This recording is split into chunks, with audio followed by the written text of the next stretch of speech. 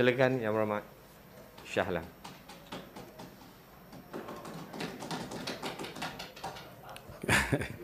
Terima kasih. Assalamualaikum warahmatullahi taala wabarakatuh.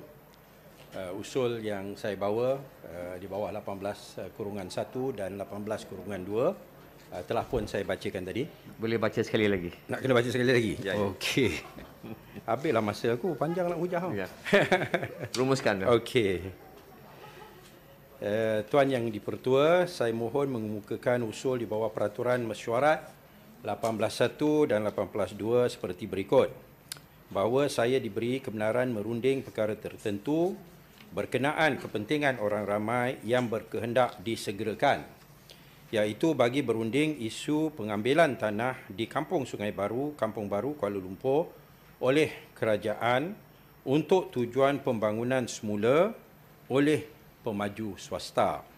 Isu ini adalah perkara tertentu kerana ia khusus melibatkan tindakan kerajaan menggunakan peruntukan Akta Pengambilan Tanah 1960 untuk mengambil tanah pemilik tanah Kampung Sungai Baru bagi tujuan pembangunan semula oleh pemaju swasta. Perkara ini melibatkan kepentingan ramai kerana ini melibatkan pengambilan tanah pemilik tanah Kampung Sungai Baru, Kampung Baru, Kuala Lumpur yang telah memiliki dan menduduki tanah tersebut sejak beberapa generasi. Perkara ini perlu disegerakan kerana sehingga sekarang pemilik tanah telah diberikan notis siasatan oleh Pejabat Tanah dan Galian Wilayah Persekutuan dan telah melalui satu proses siasatan. Pemilik tanah merasakan tekanan yang dahsyat dengan tindakan kerajaan menggunakan Akta Pengambilan Tanah 1960 pada waktu pandemik COVID-19 untuk mengambil tanah mereka untuk dimajukan oleh pemaju swasta. Tindakan ini perlu dihentikan segera demi kepentingan pemilik tanah dan penduduk sekitar yang akan terkesan secara langsung atau tidak langsung dalam proses pengambilan tanah dan pembangunan semula ini. Saya percaya bahawa isu-isu ini adalah berkenaan kepentingan orang ramai yang berkehendak disegerakan selari dengan peruntukan peraturan mesyuarat 18-1 dan 18-2. Ya, saya mula berhujah. Saya bagi petua dulu. Yang Berhormat, menurut keputusan yang telah dibawa pada hari ini, satu usul di bawah peraturan mesyuarat 18.1 telah dibenarkan untuk dirundingkan. Saya benarkan ucapan oleh ahli-ahli yang berhormat keseluruhan 3 orang, 30 minit. Kemudian Yang Berhormat Menteri menjawab 30 minit. Jadi saya dimaklumkan ada 3 orang pembahas yang telah didaftarkan kepada saya. Yang Berhormat Shah Alam, Yang Berhormat Lembah Pantai, Yang Berhormat Seri Gading. Jadi dalam tempoh 30 minit itu mungkin saya jangkakan dimula dengan Yang Berhormat Shah Alam, mungkin sekitar 15 minit, kemudian 7 lebih kurang begitu. Jadi saya persilakan Yang Berhormat Shah Alam untuk memulakannya. Terima kasih. 15 minit. Total 30 minit. Menteri berjawab 30 minit. Kita ada 1 jam. Kita ada 3 orang, bagilah sejam. Menteri pun setuju. Assalamualaikum warahmatullahi taala wabarakatuh. Cakap dulu. Bismillahirrahmanirrahim. Alhamdulillahirabbil alamin.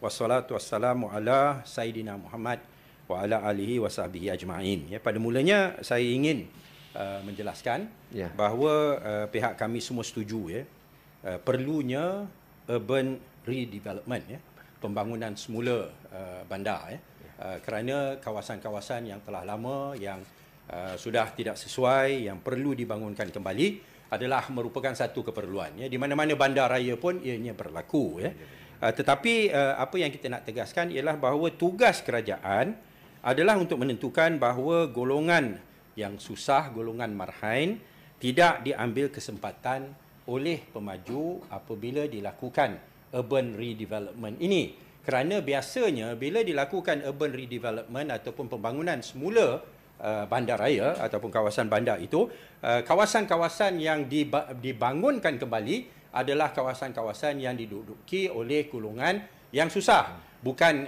golongan yang duduk dalam kondominium yang sudah 40 tingkat dan 30 tingkat dan sebagainya.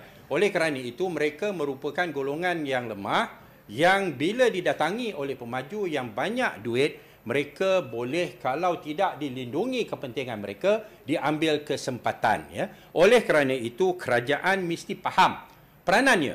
Nombor satu, dia kena tentukan bahawa terma yang diberikan oleh pemaju tidak berat sebelah dan kepentingan pemilik adalah sentiasa dijaga.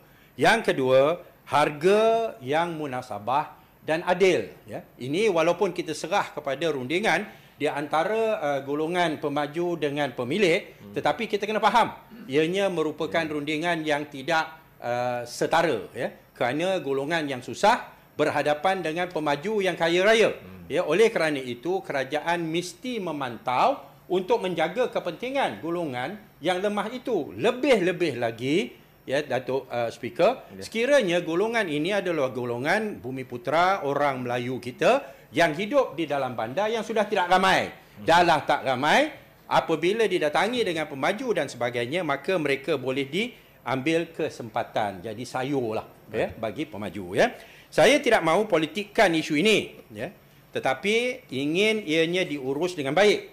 Win-win yang sebenar. Ya. Dulu saya dituduh broker, nak halau Melayu dari bandar, dituntut harga 3,000 sekaki persegi. Ya. Ini semua mainan politik yang songsang dan tidak bertanggungjawab. Saya tak nak buat kerja-kerja macam tu. Ya. Ini bukan cara kita. Ya. Saya tahu kampung Sungai Baru bukan dalam kawasan MAS, Malay Agricultural Settlement, tetapi ianya tetap berhampiran dengan kawasan segi 3 MAS, Golden Triangle, Kuala Lumpur, dan tidak mempunyai sekatan-sekatan seperti MAS. Kalau MAS tu dia punya sekatan cukup berat, hanya boleh dimiliki oleh orang Melayu, malahannya nak sewa pun kena orang Melayu. Ya, nak sewa rumah, bangunan dalam kawasan MAS pun mesti orang Melayu. Itu sekatan-sekatan yang cukup berat. Ya, tetapi yang kurangnya ialah ia bersifat leasehold. Namun oleh kerana tidak ada sekatan-sekatan yang seberat, maka harganya tetap semestinya dalam lingkungan 850 hingga 1,000 sekaki persegi seperti yang ditawarkan saya dulu untuk kawasan MAS. Ya, kerana dia ada pro and con. Menteri tunggulah. Belum boleh lagi. Bagi dia habiskan dulu. Masih belum. Biar saya habis dulu. Tak, nanti. Tak boleh celah Menteri. Relax. Menteri ada 30 minit. Ada beberapa kenyataan itu memerlukan penjelasan. Ya, tak apa. Nanti boleh saya terangkan. Tak apa, relax. Saya tahu bahawa menteri ni sebenarnya dia bukan dia yang salah, tapi menteri yang sebelumnya. Bukan saya, tapi di antara saya dengan dia. Ya. Okey, baik. Pak turut. Namun saya lihat kerajaan sekarang terlalu gairah untuk membantu pemaju. Ya, oh maaf. Dah. Ada. Ya. Namun saya lihat kerajaan sekarang terlalu gairah untuk membantu pemaju sehingga sanggup menggunakan Akta Pengambilan Tanah 1960 yang sepatutnya hanya digunakan untuk kepentingan awam, bukan untuk kepentingan pemaju. Saya ingat lagi ya ucapan Tarik balik kenyataan Perdana itu tak betul. Menteri. Tak apa sekejap nanti. Tak betul kenyataan tersebut. Sabar. Balik. Ya. Dia ni suka nak ganggu saya lah. Bukan ganggu saya. Suruh dia Menuduh keluar dulu. bahawa kerajaan sekarang utamakan maju. Itulah kenyataan yang tidak betul. Kerajaan sekarang adalah mengutamakan rakyat. Ya. Baik, terima kasih. Alhamdulillah. Seperti mana yang pernah diucap oleh Ismail Sabri yang berhormat, iaitu yang Perdana Menteri sekarang ni, dalam time kita nak bangunkan kampung baru, dia kata tak boleh guna Akta Pengambilan Tanah ini. Dia bukan kerana ianya dia bukan adalah Ismail Sabri.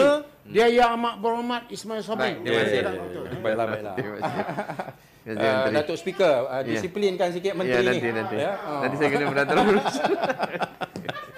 Dulu dia kata tak boleh gunakan akta ini kecuali kalau macam nak bina hospital. Tu yang dikatakan kepentingan awam. Baik. Ya, bukan untuk nak dibangunkan kembali, nak bagi kepada developer dan sebagainya, ya. Menteri wilayah selepas saya dan sebelum menteri wilayah sekarang yang baik dan budiman, tapi suka mencelah, telah berperanan dengan begitu gairah sekali membantu pemaju. Dalam sebuah video, pemaju menyatakan dengan jelas Projeknya disokong oleh Tan Sri Anwar Musa dan KWP diarah untuk menjadi sebagai pemudah cara dan Perbadanan Kampung Baru sebagai urus setia untuk menjayakan projeknya. Sehingga diarahkan projek yang pemaju itulah. Bukan projek yang berhormat Arau ya. Sehingga diarahkan TNB, IWK, COB dan lain-lain semua datang untuk membantu. Ya, dan dikatakan oleh pemaju dia cukup seronoklah. Ya, ni suntikan yang diberikan oleh Menteri Wilayah pada ketika itu. Yang saya nak tanya, siapa yang bantu pemilik? Kalau Kementerian Wilayah, Perbadanan Kampung Baru, IWK, TNB, COB semua dikerahkan oleh menteri untuk bantu pemaju ni, siapa yang bantu pemilik? Orang Melayu yang susah ni. Ya? Menteri Wilayah kena faham kenapa ramai yang tidak setuju ya dengan projek ini. Ni apa ni bincang-bincang ni? Dengarlah dulu. Selain soal harga yang tak jelas. Pemilik risau. Pemilik risau. Apa yang akan berlaku sekiranya pemaju gulung tikar? Ya. Sekiranya pemaju gulung tikar sebelum projek selesai. Pasal mereka dibayar, ya, Datuk Speaker ya, dengan unit yang baru. Bila dah selesai. Selain itu, ialah dalam perjanjian itu mereka akan diberi duit sikit untuk sewa rumah lah, pindah lah, inilah itu. Tapi bayaran yang sebenarnya akan berlaku bila projek itu selesai dan diberikan rumah yang baru. Tapi kalau pemaju gulung tikar, apa yang akan berlaku? Apa jaminan terhadap tanah mereka? Yang sudah pasti pada ketika itu telah dicagar pada bank oleh pemaju. Saya pernah tangani ya, satu kes di Ijuk, 1000 keluarga. Diorang dulu ada tanah 10 ekar, dia bagi pada pemaju. Ada 3-4 pemaju yang handle. Semua terbengkalai. Dia terpaksa tunggu sampailah Pakatan Harapan ataupun Pakatan Rakyat ambil alih, barulah kita selesaikan masalah. Yang 1000 keluarga itu telah tunggu berbelas tahun baru dapat rumah-rumah mereka. Ya, ni sekarang ni yang pemilik-pemilik di Kampung Sungai Baru ni dia risau. Ya, kalau dia serah semua kuasa kepada pemaju dan pemaju cagar kepada bank, tiba-tiba pemaju gulung tikar, apa jadi pada mereka? So, apa jaminannya? Adakah kerajaan sanggup menjamin projek ini? Jauh berbeza dengan pendekatan PH tempoh hari. Pemilik dibayar terlebih dahulu dan tidak dibayar melalui pemberian rumah. Yang dulu yang saya tawarkan kepada pemilik, kita bayar 1000 sekaki persegi, 850 sekaki persegi cash, 150 sahaja yang kita kata sebagai saham dalam pembangunan yang nak dilakukan. Lalu penduduk dapat duit awal. Kalau dia nak beli rumah yang baru ke, dia nak pindah keluar ke, dia nak bawa balik ke kampung, bina banglo, mansion ke apa, tu hak dia. Tapi yang ini, mereka kena tunggu rumah disiapkan. Ya, baru dia dapat bayaran dia. Ini merupakan terma yang berat sebelah. Ya. Dah lah, soal harga pun tak jelas. Termanya pun berat sebelah, menyebelahi pihak pemaju. Ya. Ya, Promak ada 3 minit ke? Okey. Saya ingat dah nak habis dah. Okey, saya tambah boleh, 3 minit boleh. lagi. Apa? Dalam kes ini ada tersebar luas ya, kes rumah flat yang akhirnya keputusannya ianya dibeli ataupun dibayar pampasan dengan harga sebanyak 244,460, iaitu kadarnya 4,400 semeter persegi. Adakah yang ditularkan itu benar? Ya, kerana ini daripada pendengaran yang telah diadakan. Kalau benar, ini pada tarikh 15 hari bulan November 2021 ya. kalau benar, dengan duit 244,460 tu, dia nak beli apa kat KL ni? Dia nak duduk mana? Ya? Mana ada rumah yang boleh dia beli dengan harga yang sedemikian rupa, ya? Maka di sinilah saya rasa pihak kerajaan kena membela golongan yang lemah, menjaga kepentingan mereka. Bukan gairah membantu pemaju. Tak dapat setuju tentang harga dan sebagainya, maka digunakan akta pengambilan tanah. Ya. Dalam itu, ya, saya difahamkan bahawa yang 50% itu adalah tidak setepat yang seperti mana digambarkan. Ya. Sebenarnya, senarai kesemuanya, ada 64 rumah teres yang terlibat, tapi 34 lagi rumah teres belum diwartakan. Yang daripada 64 tu dia dapat yang 50%. Dia saja tak masukkan yang 34 itu, kerana kalau dimasukkan yang 34 itu, maka keperluan lebih 50% tidak dipenuhi.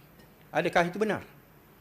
Kalau kiranya ianya benar, nampak sangatlah bahawa pihak kerajaan, Kementerian Wilayah Persekutuan dan Perbadanan Pembangunan Kampung Baru menjadi sebagai, minta maaf, kuda tunggangan pemaju. Dan ini sangat-sangat mendukacitakan. Saya harap bahawa semua isu-isu ini akan dapat dijelas oleh Yang Berhormat Menteri. Ya. Hampa broker lah, kami tak. Lagi teruk daripada broker. Terima kasih Yang Berhormat